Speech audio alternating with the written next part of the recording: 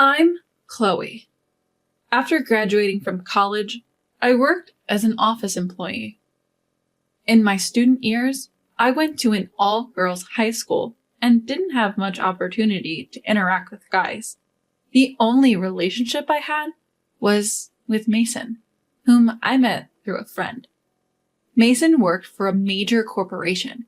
He was incredibly good-looking, like a celebrity, and had great style. I was head over heels for him. Then came a day when I knew I absolutely wanted to marry Mason. While waiting for Mason, who was late to our meeting spot, I received a call. Following the voice on the other end, I turned around to find Mason standing there with a big bouquet of roses. "Will you marry me?" I thought I was dreaming when Mason, smiling, offered me those words along with the bouquet of roses.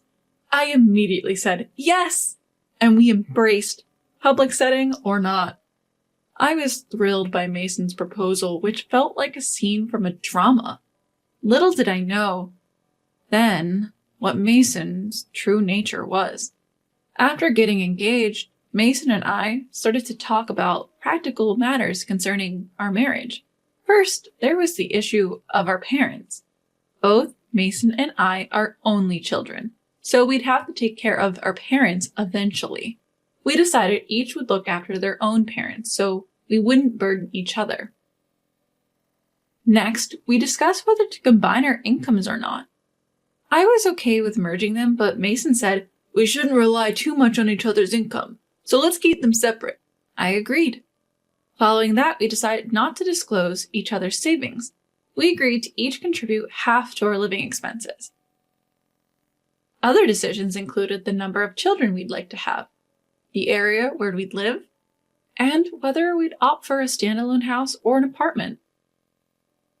There were many decisions to make, but I believed I could do anything if it meant spending my life with Mason. When we went to announce our engagement to father-in-law and mother-in-law, whom I'd met before and gotten along well with, that belief started to waver. As usual, mother-in-law and father-in-law welcomed me warmly with smiles and said, "Chloe, welcome." We entered the house, and due to the special occasion of announcing our engagement, I felt a bit nervous. In the living room, Mason, father-in-law, mother-in-law, and I took our seats. My in-laws happily congratulated us on our engagement. "I was wondering when you two would get married. I'm relieved that you finally gotten engaged," mother-in-law said, and Mason chuckled shyly. I also felt my cheeks go red. While father-in-law and mother-in-law never stopped smiling at our youthful enthusiasm, something father-in-law said made me start questioning Mason. "So, when are you planning to move in together? We need to prepare for the move too. You're not thinking of living in this house, are you? It'll get cramped when you have children." Huh? Move in together? My bewildered expression made father-in-law and mother-in-law puzzled as well. Only Mason looked a bit uncomfortable. "Wait, what?" said mother-in-law, giving me a suspicious glance.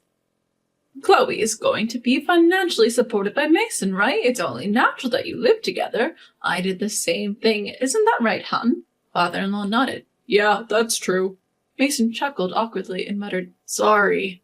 This meant Mason hadn't told his parents anything about our discussed plans for married life. This was the first time I felt disbelief and disappointment in Mason for not communicating with his parents. The man I deeply loved and saw as a prince suddenly seemed unreliable. But I've heard that's what marriage is like. I suppose there are sides of Mason that only become visible after engagement. I started to explain to father-in-law and mother-in-law, convincing myself that this was all part of it. I don't plan on relying financially on Mason. I'm not quitting my job. And we've decided to individually take care of our own parents. "Hold on, Chloe. You should reconsider. Sure, women are advancing in society, but Mason has a good salary. It would benefit the household. Isn't it heartless to care for your parents separately?" We're both only children, and our parents are roughly the same age. We decided it'd be better to each care for our own parents, especially if they fall ill at the same time. Father-in-law and mother-in-law had complicated looks on their face, but I continued to explain with unwavering conviction. I didn't want to ruin my relationship with them, but I also wanted to live the married life Mason and I had agreed upon. I don't know Mason's income or savings, but considering where he works, I know he earns a decent wage. However, quitting my job isn't an option for me. Do you have such an important job, Chloe? I hesitated a bit, then nodded. Yes, actually, my dad runs a company that I'm supposed to take over in a few years. Father-in-law and mother-in-law were shocked. I was further disappointed in Mason for not informing them, as he knew about this. So do you have a higher income then? Because my parents own property, I own a few apartments in my name, so yes, I believe my income is higher than Mason's. I've been receiving a substantial income since 9th grade, thanks to the properties my dad transferred to me. I don't spend much, so I have more savings than Mason too. I had heard that men are intimidated by high-earning women, so I was actually relieved when we decided not to disclose our incomes. Mason knew I was studying hard to become a future CEO, but he was also shocked to find out about the apartments. After that, the conversation turned to how many apartments I owned, how much I earn, and how much I've saved. Even Mason joining in despite our prior agreement to keep those details private. That day, I somehow dodged a barrage of questions, not revealing my income or savings, and made it home. But Mason changed after that. He became increasingly interested in my finances. When we talked, the subject of money came up, and if we went on a shopping date, he'd ask for expensive brands. I would refuse, saying, "We agreed to keep our finances separate. If you want it, buy it with your own money." Doing so would put Mason in a visibly bad mood, and the atmosphere would sour. The real shock came when Mason stayed over at my house. When I came out of the bathroom, I found him rummaging through my desk drawers. "What are you doing?" I asked. "Just seeing if you have a bank book or something," he replied with a guilty expression like a child caught in mischief. At that moment, the idea of breaking off the engagement crossed my mind. Mason was no longer the Prince Charming he once was. He changed his attitude as soon as he learned about my income and savings, and it deeply hurt me. But Mason was my first love. I couldn't forget his romantic proposal with the big bouquet of roses, nor could I completely abandon my feelings for him. Should I leave him, though I still loved him? As I was mulling over these conflicting emotions, an incident occurred. That day, I was distracted by a headache at work. Sleep deprivation from worrying about Mason was probably the cause. I felt I couldn't let personal issues affect my work if I was to become a boss one day. I must have looked unwell because a coworker noticed. Since it wasn't a busy period and the staff had some bandwidth, I decided to leave early. As I reached my front door, I felt ashamed of not being able to manage even my health and noticed something odd. The door was already unlocked. For a moment, I wondered if I had forgotten to lock it, but that had never happened before. I was fully aware of the risks of living alone as a woman and was cautious. So who unlocked the door? Despite my unease, I opened the door. Only then did I think of the possibility of an intruder inside. Panicked, I grabbed an umbrella from the stand as a makeshift weapon. I was so flustered that I didn't notice until I heard a noise from deeper inside. A gasp escaped from my lips. Someone was still inside. I couldn't handle this on my own. "I have to call the police," I muttered in a shaky voice, reaching for my phone. Just then, someone sprang out from the hallway. "No!" I screamed, bending down out of fear. Wait, a familiar voice yelled out. "Huh?" As I slowly lift my head, I see Mason standing there, wearing a knit cap, a mask, and gloves. Mason looked like an intruder. Actually, he is an intruder, because I never gave him a spare key. Why?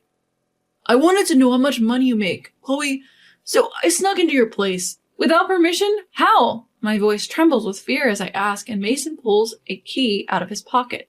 "A spare key. I made it without asking you when you stayed over at my place."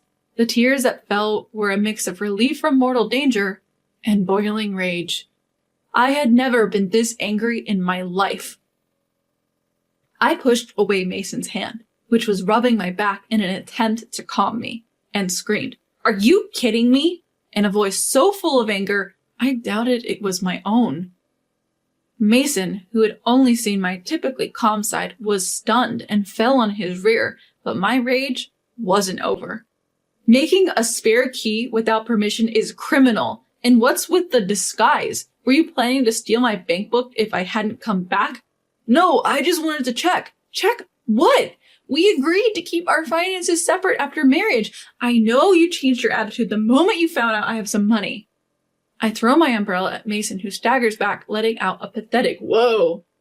Why did I ever think someone so pathetic, sneaky, and money-minded was Prince Charming? My dream, which had been so joyously accepted, along with a bouquet of roses, had come to an end.